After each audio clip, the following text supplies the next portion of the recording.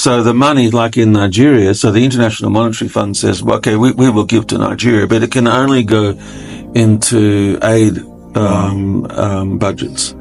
And like they made a couple of major loans early this year, and they insist that it can only go into aid budgets. Now, when it goes into aid budgets, it's shared among the people. We eat it, and the next day we are back where we were. That's right. But some people in Nigeria said, no, we want it to go into development of industry and infrastructure, and the International Monetary Fund said no.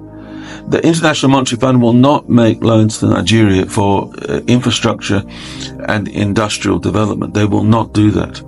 And that's the key. So all this money, that's being printed and so on, going into aid with it all around the world, is just increasing corruption. Government needs to be reduced. They don't need all of these aid budgets. Look, if we rebuild families, we can take care of ourselves. Yes, sir. If we have good jobs, if we have good incomes, we can take care of ourselves. We don't need government to do this because it's inevitably corrupt.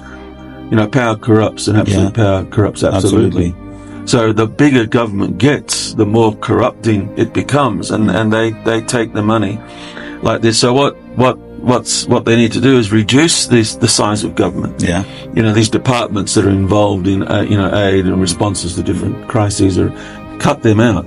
And instead, if you build up families and have proper family ethics, proper family morality, proper marriages where people have children, the children are cared for in family units, you have proper morality. That they've tried to destroy the morality of families and marriages, so that the breaking down the power of the family unit, which increases the power of government.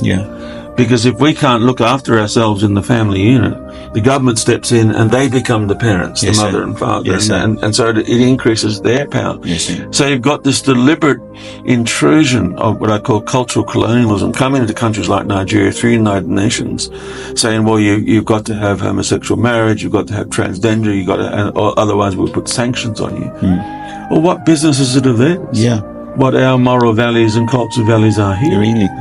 It's a major insult, and not. But there's a reason for this, because they want to centralize power in their own hands, and family is one of the biggest obstacles to that. And faith is one of the biggest. In faith, we sort of say, well, no, we're not doing that. So faith's got to go because it gets in their way, and so that's what they'll be attacking.